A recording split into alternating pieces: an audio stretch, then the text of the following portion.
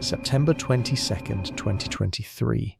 Shortly after noon in Sevastopol, inside a neoclassical building at 2 Voronina Street, the senior leadership of Russia's Black Sea Fleet had gathered for what appeared to be a command meeting. The city carried on its occupied routine around them, the harbour visible from upper windows, the warm Crimean autumn making the day almost placid. Inside, the fleet's commanders were coordinating warships, submarines, logistics chains, and the naval strike capacity that had been bombarding Ukrainian coastlines and launching Kalibr cruise missiles inland for 19 months. The building had stood since 1958, constructed on the foundations of a 19th century palace, and renovated between 2014 and 2018 at considerable expense. For Russia, it was as close to an unsinkable asset as the fleet possessed, not a vessel that could be targeted at sea, but a stone command node in the heart of what Moscow called its own territory. The missiles arrived before anyone in that room had time to react. The explosion and fire tore through the structure, leaving it catastrophically damaged and permanently uninhabitable. The fleet command that had operated from Voronina Street would never return. In February 2026, more than 2 years after the strike, Russian authorities brought in heavy machinery to demolish what remained of the gutted ruin themselves. The building they had renovated at considerable cost was too broken to salvage. Russia cleared the rubble themselves. This is the story of Operation Crabtrap. What the weapons were, why the target mattered, how the strike was built from intelligence to execution, what the three-way casualty dispute tells us about information warfare, and how open-source analysts separated verified facts from competing claims. It is also the story of a campaign. One cruise missile strike in September 2023, combined with sustained naval drone pressure across the following months, ultimately forced Russia to evacuate the bulk of its Black Sea Fleet from Crimea entirely. The headquarters that burned on that autumn afternoon never served as a headquarters again. Start with the weapon, because the weapon defines what was possible. Storm Shadow is a British-built air-launched cruise missile, also designated Scalp EG under the parallel French development program. The full system weighs approximately 1,300 kilograms and carries a warhead system known as Broach, Bomb Royal Ordnance Augmented Charge. Broach is a two-stage penetrating munition. A precursor charge detonates first to excavate a cavity through hardened material, and then a follow-through bomb drives into that cavity and detonates inside. The combined effect is designed specifically to destroy bunkers, command facilities, and buried infrastructure that conventional blast fragmentation warheads would leave intact.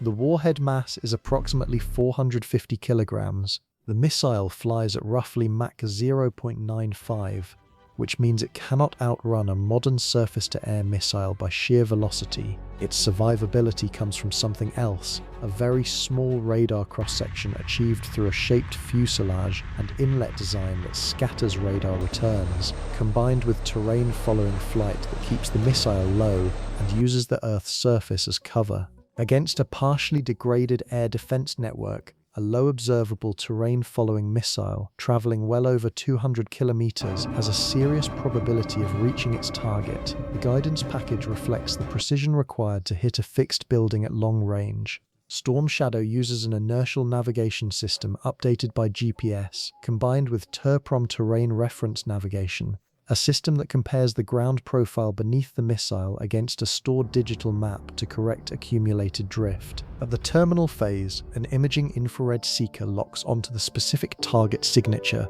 The missile's computer carries a preloaded image of the building and matches it to what the seeker actually sees. Each unit cost approximately £2 million sterling, roughly $2.5 million at 2023 rates. The United Kingdom announced Storm Shadow deliveries to Ukraine on the 11th of May 2023, with first confirmed combat use within days. France followed with Scalp EG, integrating the missile onto Ukraine's Su-24 swing-wing strike aircraft required significant engineering work. The Su-24's original pylons were incompatible with the system, and solutions were developed drawing on hardware associated with retired Western aircraft that had previously carried it. The result was a small number of Ukrainian Su-24s capable of launching what was, at that point, the longest-range offensive missile Ukraine had received. The range matters because of Crimea's geography. The peninsula is roughly 200 kilometers wide at its broadest, placing Sevastopol at the extreme reach of the Ukrainian variant system, but within it, previous Ukrainian standoff weapons either had shorter range or were ballistic rather than terrain-following, which changed the interception problem.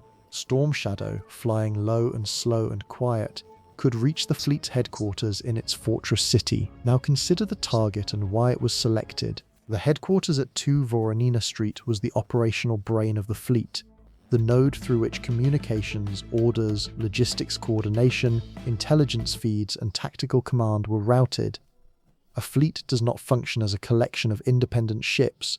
It operates through a command hierarchy that integrates vessels, submarines, aviation assets, and logistics chains. Sever the node and you do not merely inconvenience the fleet, you temporarily blind it, disrupt its coordination, and force it into degraded fallback procedures that reduce effectiveness during exactly the moments when coherent command matters most.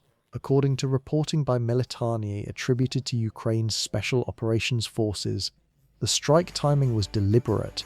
The operation was planned to coincide with a meeting of Russian naval leadership at the headquarters, an attempt to achieve maximum command decapitation effect by targeting the building not when it was empty but when it was occupied by the people who ran the fleet. The intelligence required to establish that a specific meeting was occurring, to identify the approximate date and time, and to translate that intelligence into a targeting window was the work of Ukraine's Special Operations Forces and Military Intelligence Directorate, which Militani credited with gathering the targeting data and passing it to the Air Force for execution. This matters analytically because it illustrates the full architecture of a successful deep strike operation. The physical element, the missiles, is the visible part.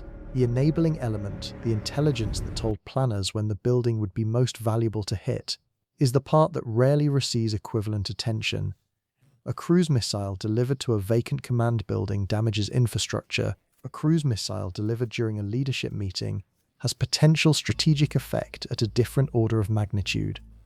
Whether the timing intelligence proved accurate and what the actual effect on assembled personnel was remains disputed and has never been independently confirmed. But the operational design, as described by Ukrainian sources, was built around the intelligence dimension as much as the kinetic one. There was one additional enabling condition the record shows with high confidence. On the 23rd of August 2023, roughly 1 month before the headquarters strike, an S-400 long-range surface-to-air missile system at Olenivka in Crimea was destroyed. The S-400 represented the highest tier of Russia's layered air defense on the peninsula, capable of engaging cruise missiles at ranges shorter-range systems cannot cover. Its destruction at Olenivka created a gap in the integrated coverage over that portion of Crimea. The timing is noted in the source record and is assessed as having contributed to the conditions that allowed Storm Shadow to penetrate to Sevastopol. This is the systematic logic of a deep strike campaign. Before you can reliably hit a high-value target deep in defended territory, you reduce the defenses through prior strikes on the most capable interceptor systems. On the 22nd of September 2023 at approximately 13 o'clock local time, the missiles arrived. The strike was conducted in daylight in the middle of a city Russia administered as its own territory. The explosion and resulting fire were visible from significant distances across Sevastopol. Video and photographs from residents circulated within minutes on social media channels, showing smoke columns rising from the harbour area. Open-source analysts geolocated the imagery to 2 Voronina Street within hours, using the city's distinctive topography and the building's visible architectural features. This was not a strike in a remote area where imagery would take days to emerge.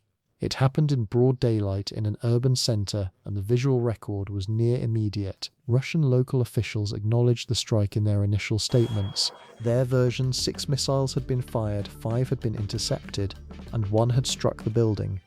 According to official Russian figures, the incident resulted in 1 serviceman listed as missing and approximately 6 personnel injured. Other contemporaneous reporting, however, described what appeared to be a more consequential impact.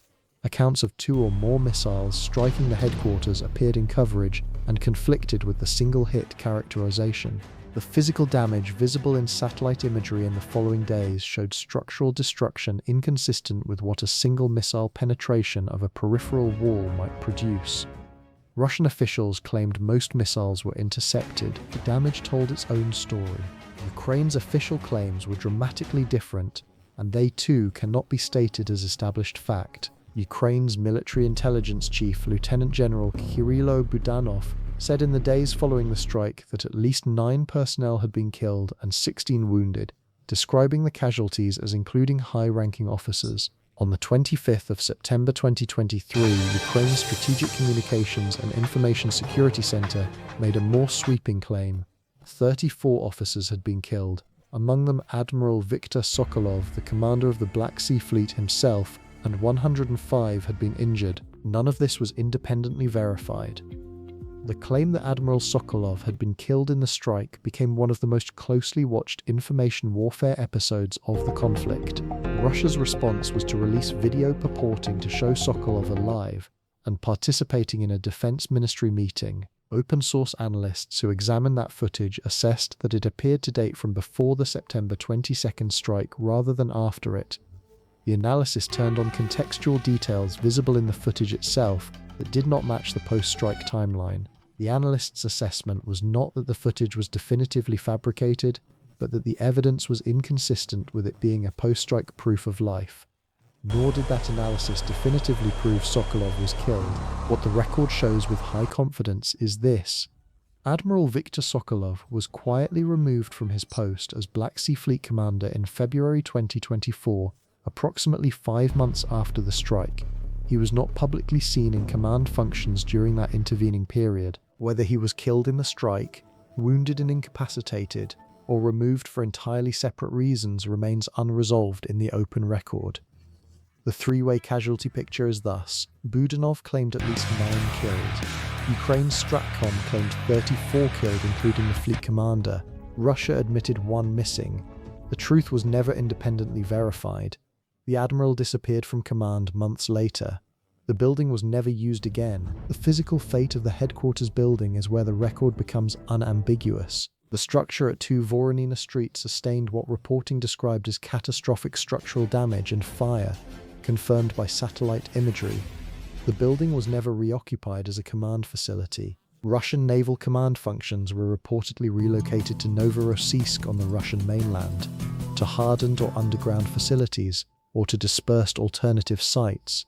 The vacancy of the Sevastopol headquarters is not in dispute. Then, in approximately February 2026, heavy machinery arrived at 2 Voronina Street, according to reporting by United 24 Media citing the Crimean Wind Monitoring Group, a resistance source channel that tracks activity in occupied Crimea, corroborated by Militani. Russia began demolishing what remained of the gutted building. The Crimean Wind reporting carries the single origin caveat that attaches to resistance-sourced claims from occupied territory, but multiple international outlets subsequently reported the story. The decision to demolish rather than repair a headquarters renovated as recently as 2014 through 2018 is its own form of confirmation. The structural damage was beyond what could practically be remediated. The arc extends one further step. According to Militani, on approximately the 27th of May 2026, Storm Shadow missiles reportedly struck the temporary headquarters of the Black Sea Fleet's Air Force component in Sevastopol, described as the replacement command post established after the 2023 destruction of the original building. The reporting was based on limited available imagery showing smoke over the city, and damage assessment remained preliminary at the time of this analysis. But the logic is stark. The command node that burned in September 2023 was demolished by Russia in early 2026, and within months of that demolition, its reported replacement was also struck. The fleet command never found a secure home in Crimea again. Examine the verification trail this strike left behind, because it is a textbook OSINT case study in what analysts can and cannot responsibly claim. Start with what the open record confirms without qualification. The strike happened. Footage from Sevastopol residence was geolocated to 2 Voronina Street within hours. The building sustained major structural damage, confirmed by satellite imagery and never credibly disputed. The building was permanently abandoned. No evidence of reoccupation emerged in the 2+ years before demolition. Russia demolished it themselves. Multi-outlet reporting based on the Crimean Wind Monitoring Group puts this on firm footing, with the sourcing caveat stated. Now examine what the record cannot confirm. The casualty numbers are the clearest illustration of the limits of open-source verification when both parties have strong incentives to misrepresent. Ukraine had every reason to claim the highest plausible toll. It maximizes psychological impact, complicates Moscow's denial, and signals to Western partners that the missiles they supplied produce strategic effect. Russia had every reason to claim the minimum. It protects the command structure's reputation, avoids acknowledging that a senior leadership assembly was struck with lethal precision, and maintains the domestic narrative of effective air defense. Neither party is a neutral source. The Sokolov episode is the most sophisticated version of this problem. Ukraine's claim that the fleet commander was killed at his own headquarters during a leadership assembly is the maximum impact claim available. Russia's counter, releasing video that analysts assessed as predating the attack, is a practiced counterclaim operation. Neither the original claim nor the rebuttal was independently verified. The honest summary, the forensic analysis raised legitimate questions about the video's timeline. 5 months later, the man was no longer in command. His fate was never publicly confirmed. This is the responsible OSINT posture on casualty claims. The figure is a claim. Every party to the conflict is a claim source. What is independently verifiable is the damage to the building, the permanent abandonment, and the bulldozers. Anchor the narration on what imagery confirms, attribute casualty figures to their sources with explicit uncertainty, and be transparent about what has never been independently resolved. Zoom out and consider the broader campaign this strike belonged to. Through the autumn of 2023 and into 2024, Ukraine prosecuted a sustained campaign against Russia's ability to base the Black Sea Fleet in Crimea. The campaign combined Storm Shadow and Scalp cruise missiles against fixed infrastructure with naval drone attacks on ships at anchor or underway. Under that combined pressure, Russia withdrew the last major warships of its Black Sea Fleet from Crimea by approximately mid-July 24. With the final vessel reported leaving Sevastopol around the 15th of July, ships relocated to Novorossiysk and other locations. That relocation did not guarantee safety. Longer-range Ukrainian sea drones demonstrated the capacity to reach Novorossiysk, but it removed assets from the Crimean basing structure Russia had held since the 19th century. The headquarters strike in September 2023 was part of the operational logic that drove that withdrawal. You do not have to sink every ship in a fleet to degrade its fighting capacity. You can target the command infrastructure that allows those ships to operate as a coherent force. Add sustained pressure on the ships themselves from sea drones, and the combination becomes strategically significant. The building on Voronina Street burning in 2023 is part of the same arc as the fleet's departure from Crimea in 2024. The deeper strategic lesson from Operation Crabtrap concerns the economics of long-range precision strike against command nodes. A Storm Shadow missile costs approximately $2.5 million per unit. The Black Sea Fleet headquarters represented decades of institutional investment, not merely in the physical structure, but in the communication systems, secure infrastructure, and command procedures housed within it. More consequentially, it housed, at the moment of the strike, the accumulated expertise and command authority of the fleet's senior leadership. The cost of the missiles is finite and calculable.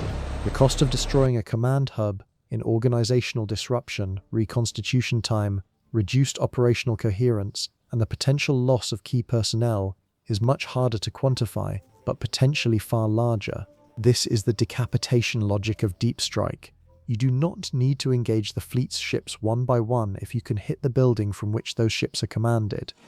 The fixed nature of a command node is a vulnerability as soon as the adversary acquires the range and precision to exploit it. The hardening work done at 2 Voronina Street between 2014 and 2018 proved insufficient against a missile specifically designed to penetrate hardened structures.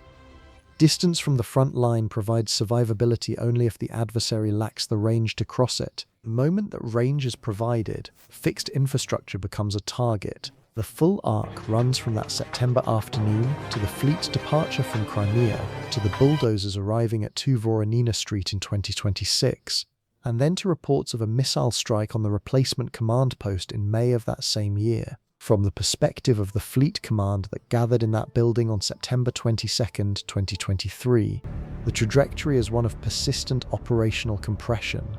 The headquarters was struck and never reoccupied. The ships it commanded were forced eastward, further from the operational area, never again secure in the Crimean base where the Russian Black Sea Fleet had been stationed for more than 2 centuries. The command infrastructure Russia invested in hardening was reduced to rubble that Russia itself eventually cleared away. The missiles arrived at lunchtime on a warm autumn day. The building was never operational again. 2.5 years later, Russia brought in the bulldozers. That is what happened at 2 Voronina Street, and what it tells us about the reach, the precision, the intelligence architecture, and the lasting consequences of a handful of cruise missiles delivered to the right address at the right moment. The casualty numbers remain disputed. The command consequences are not.